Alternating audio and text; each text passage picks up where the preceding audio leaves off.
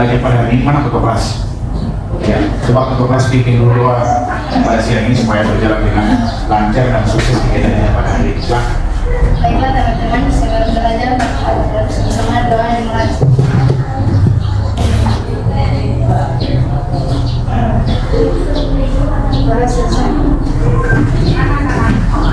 Baik, sebelum kita masuk pada materi, saya menyampaikan bahwa Anda kan sekarang sudah kelas 9. Untuk kelas 9 itu sudah ada persiapan setelah lulus. Mau kemana? Ke SMA atau SMK. Nah itu yang kita bahas pada kali ini, pertemuan kali ini. Namanya adalah pendidikan lanjutan setelah lulus. Jadi biasanya kan ada yang mau masuk di SMA, ada yang di SMK, bahkan ada yang mungkin yang pilih MA, madrasah aliyah. Ya, oke.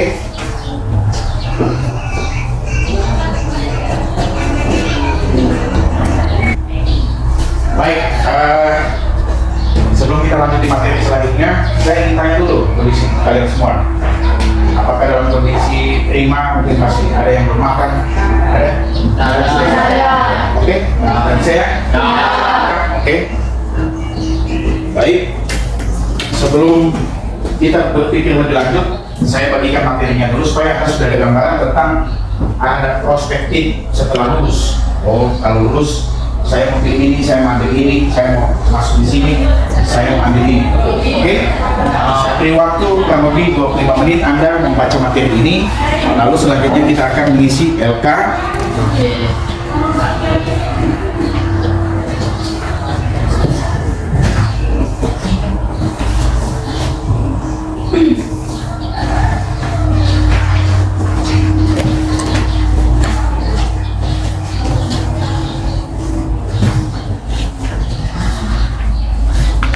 Baca dulu DP materi ya, supaya siapa tahu kita ini bisa, oh saya pilih SMA, SMK.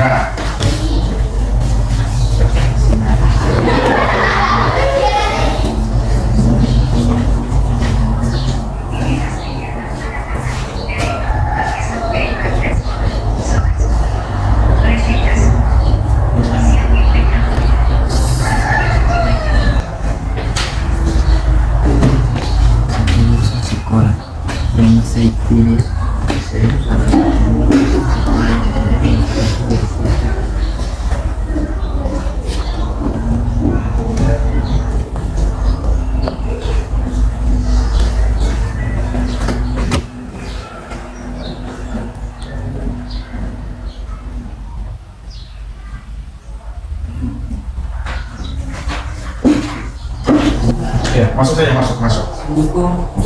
Masuk saja, masuk. Yang baru masuk menyesuaikan saja ya. Ini adalah mata pelajaran bimbingan dan konseling, bimbingan klasikal tentang perihal memilih pendidikan lanjutan.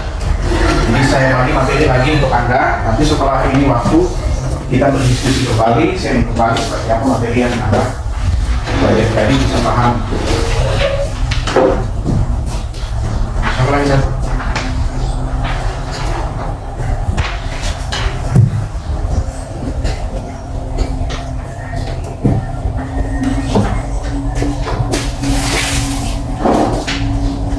Masih ada waktu untuk membaca materi ini sekali lagi untuk memahami. Nanti setelah Anda baca materinya, baru setelah itu kita lanjutkan untuk membahas materinya seperti apa, pandangan Anda ke depan atau langkah apa yang akan Anda ambil berdasarkan apa yang Anda baca materinya.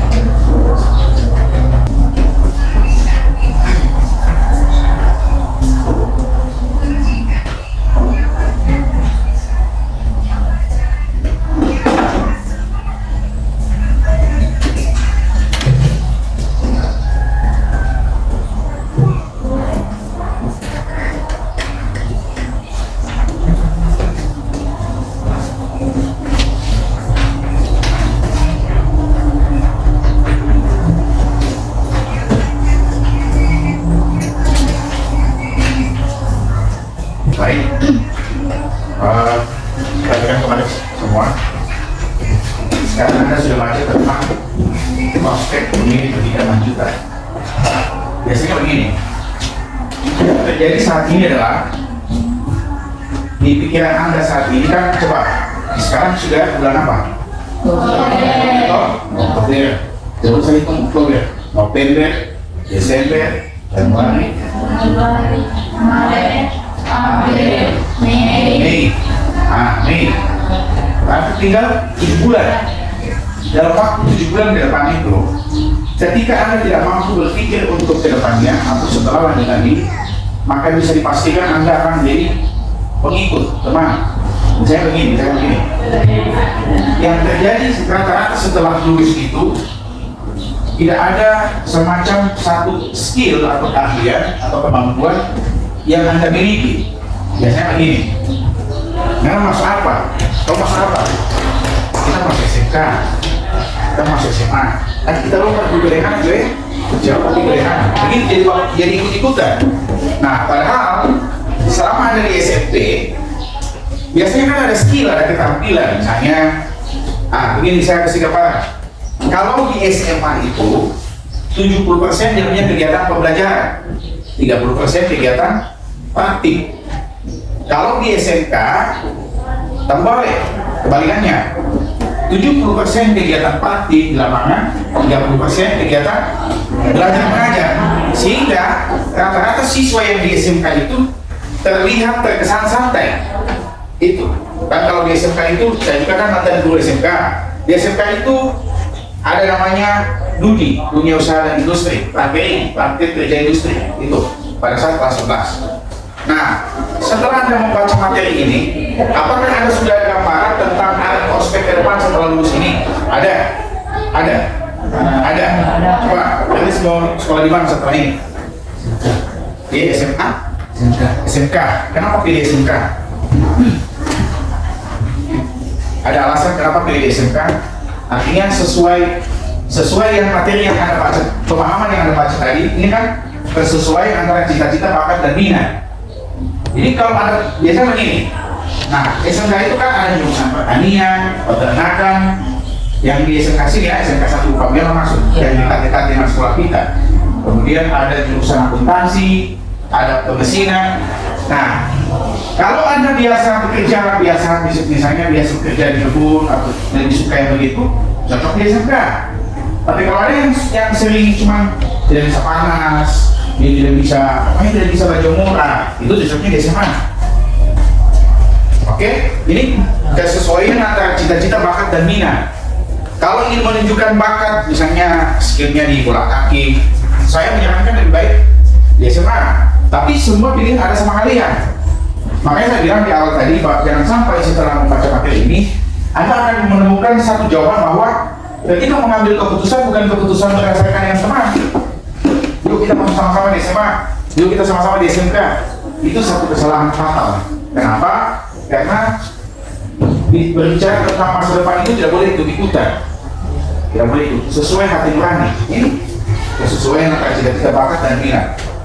Sesuai jurusan yang Anda memang, artinya dari dulu Anda sudah dari sampai sekarang ini, kan sampai sekarang sudah ada gambaran toh?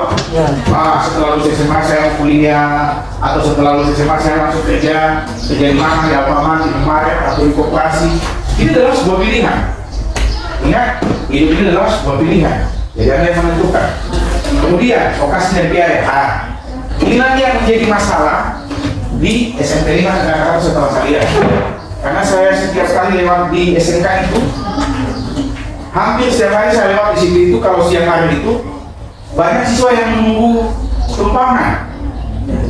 Ada siswa berdiri setiap mobil yang lewat atau siapa saya mungkin yang dia kenal dipanggil untuk numpang. Nah, ini jadi salah satu faktor Anda untuk berangkat ke sekolah, kecuali ada kendaraan sendiri.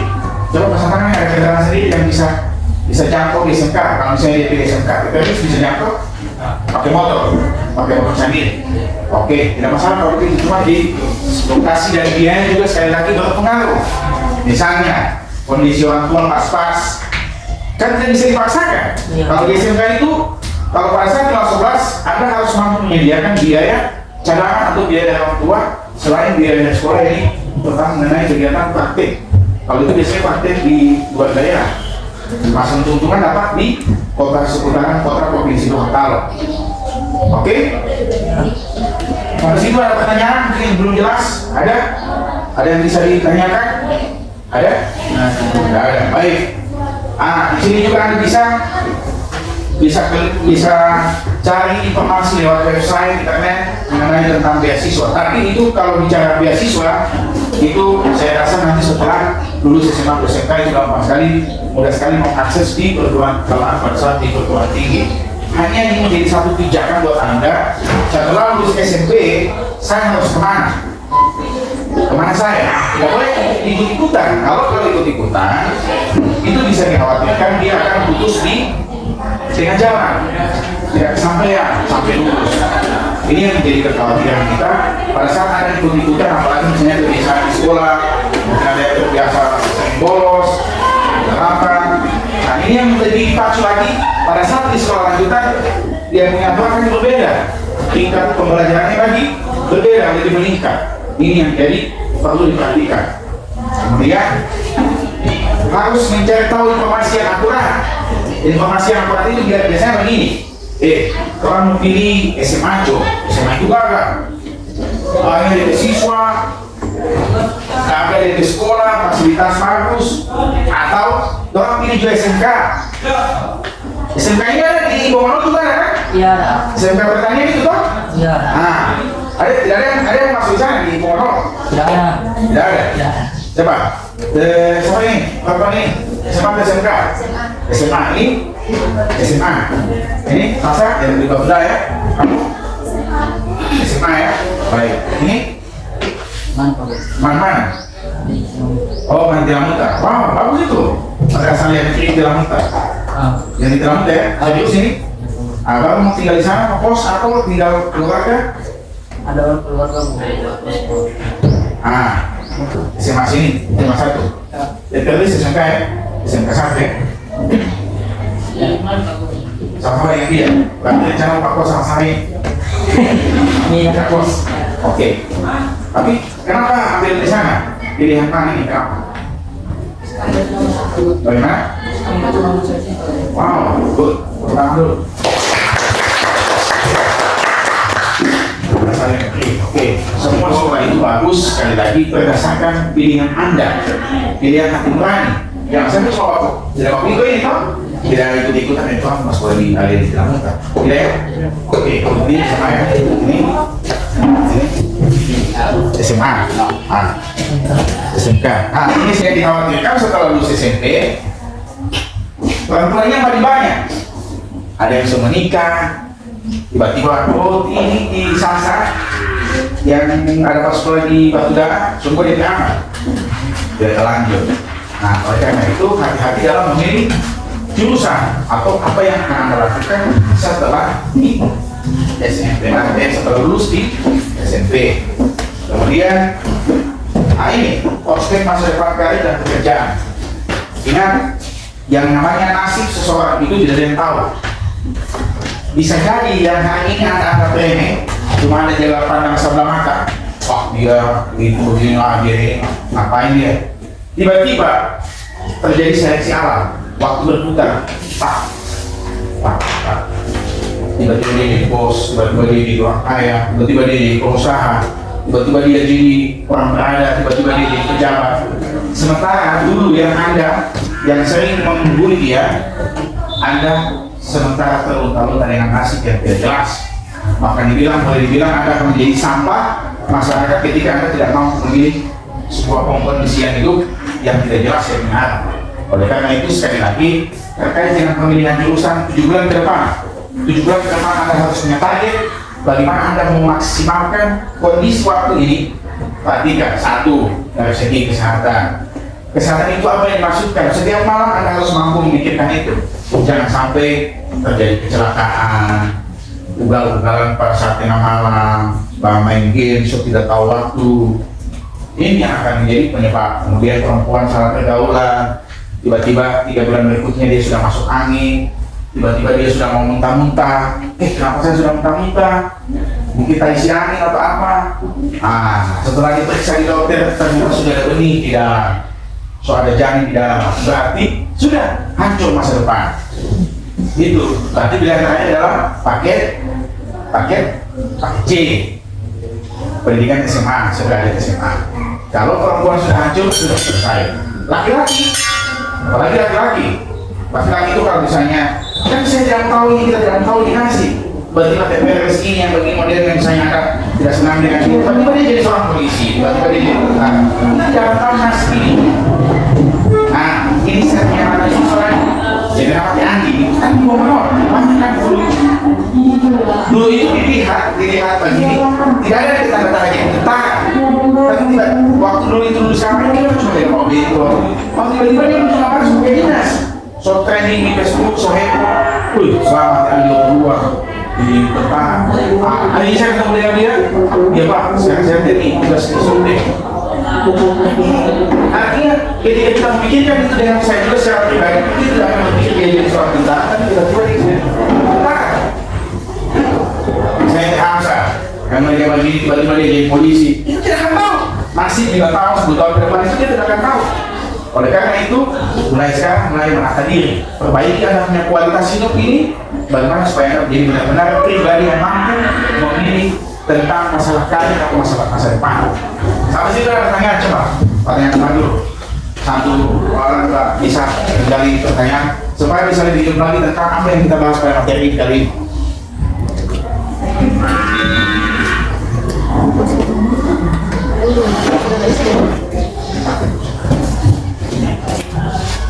Oke, sampai sini ada pertanyaan. Mungkin Pak boleh begini coba. Saya akan lebih apresiasi dari kalian yang mampu memberikan pertanyaan. Aku share.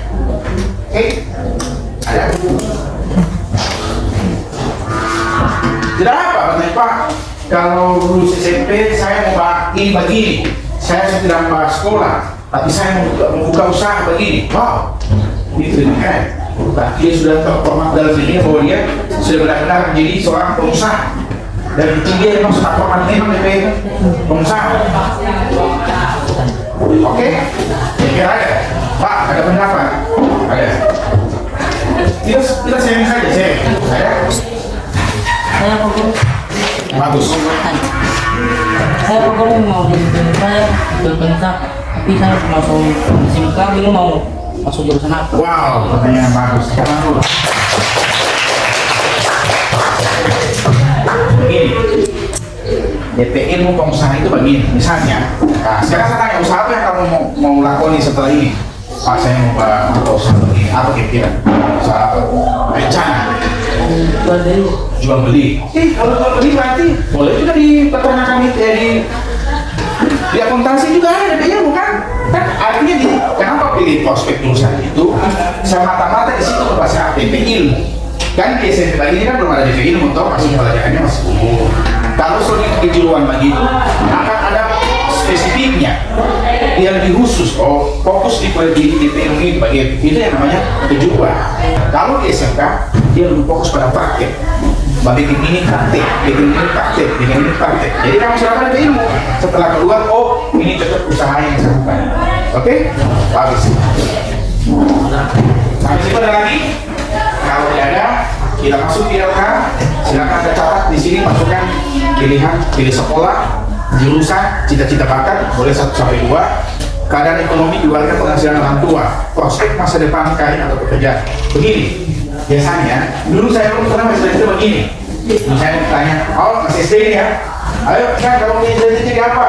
Mau jadi presiden bu, jadi dokter bu. Ah, artinya kita harus bermimpi. Mimpi itu boleh bermimpi, tapi mimpi yang harus dengan sesuai kenyataan dan kondisi itu dari sisi orang tua. Nah, misalkan pilih sekolah, 1 jurusan apa begitu. Tulis nama di atas ya.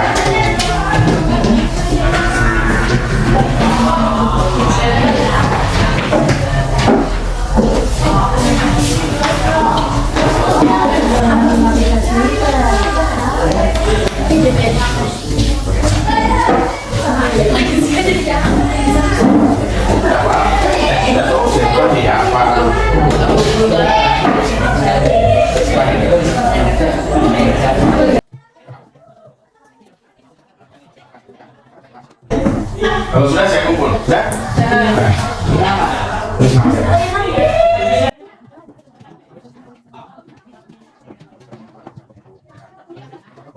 Ini semua prospek gambaran tentang cinta. Jadi kamu kan sudah bisa sebelum mau kondisi orang tua kan? Oh, orang tua cukup bisa membiayai ini. Sudah umur. Dah?